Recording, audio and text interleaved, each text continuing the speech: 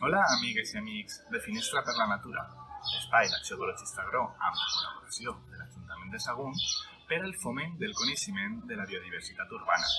En l'episodi d'avui anem a parlar de les mal anomenades males herbes, que són aquest conjunt d'espècies vegetals que apareixen de manera espontània a la vora dels camins, en els horts, en els jardins, en els camps, i que per això, per aquesta capacitat que tenen per aparèixer de manera espontània, les hauríem de denominar com a flora o vegetació espontània. I concretament parlarem de les herbes mengívoles. La primera planta espontània i mengívola que vos volem presentar és tot un clàssic de la nostra cuina. I de segur que més d'una i més d'un ja sabeu de quina planta parlem. És el fenol. Aquesta planta s'utilitza molt per a condimentar carns, per a condimentar peixos i també per a cuinar arrossos. Esta herba mengívola és molt fàcil d'identificar, sobretot per les seues característiques flors grogues, i té molts usos culinaris. Per exemple, com ens recordava Pellicer en el seu costumari botànic, en els pobles de Marxal, com tavernes de la Valldigna, s'han utilitzat tradicionalment per a cuinar les gambetes de sèquia, i en altres pobles més d'interior per a cuinar els caragols o per a fer les faves bullides. Així tenim els llixons, que és la següent planta mengívola que us vull presentar. És esta que té les flors grogues. I com la podem cuinar o com la podem utilitzar? En primer lloc, per a fer una amanida. Per exemple, quan estan tendres, les podem afegir a l'amanida i li donaran un punt amarg. A part també, si les bullim i les sofregim amb altres herbes, les podem utilitzar per a fer un pastís d'herbes o per a fer una coca d'herbes. I fins i tot podem fer un arròs caldós amb llixons. En este racó del jardí tenim 3 espècies diferents d'herbes mengívoles. En esta part d'ací podem veure alguna ortiga. Així, a la meva dreta, tenim un dent de lleó. I les que podem veure així, que tenen les flors morades, són les malves.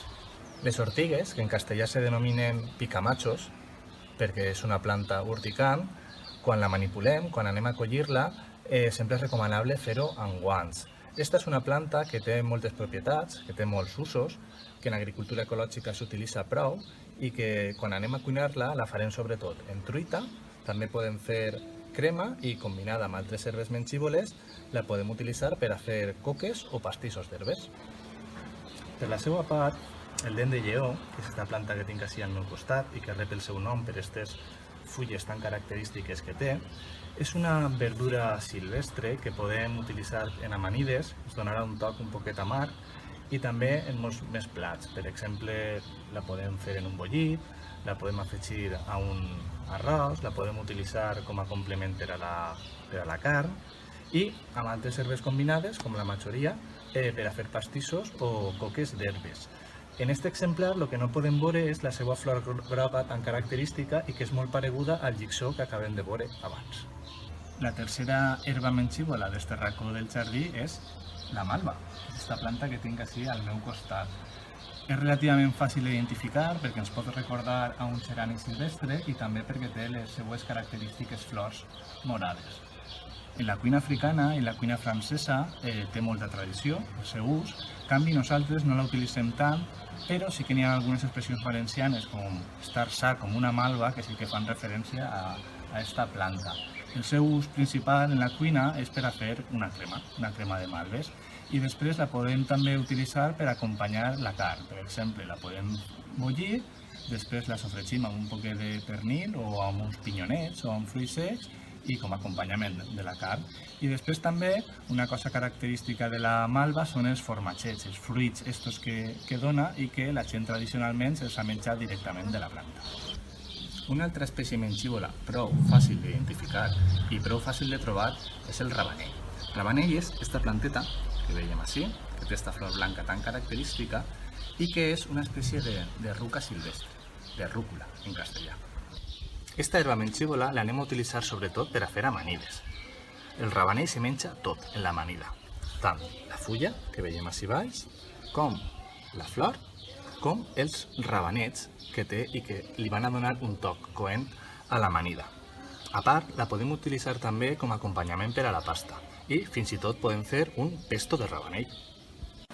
Al nostre territori tenim moltes més plantes mengívoles, moltes més espècies d'herbes espontànies que ens podem menjar. que passa que o no és temporada o simplement no les tinc jo en casa en el jardí. Així que vos recomane que si us ha resultat interessant, que si voleu submergir-vos en el món de les herbes mengívoles, podeu buscar més informació en internet o també podeu comprar algun llibre especialitzat. Nosaltres, per exemple, en casa tenim Les herbes mengívoles de Casimir Romero i L'herbari mengívol d'Antoni Orengo. I finalment, unes recomanacions per a eixir a fer herbes al camp. En primer lloc, és molt important tindre controlada la zona. I per què és molt important? Doncs per a evitar agafar herbes que hagin sigut sulfatades o herbes que estiguen en un camí on traga la gent al gos a passejar. Després també és prou important agafar les herbes quan estiguen tendres perquè van estar més bones. I finalment, també molt important, les herbes no s'han d'arrencar, sinó que les hem de tallar, perquè així ens assegurem que tornaran a brotar a l'any següent. Bueno, fins ací este nou episodi de Natura per la finestra. Espero que vos hagi resultat interessant el món de les herbes mengívoles i que a partir d'ara les inclogueu en la vostra dieta.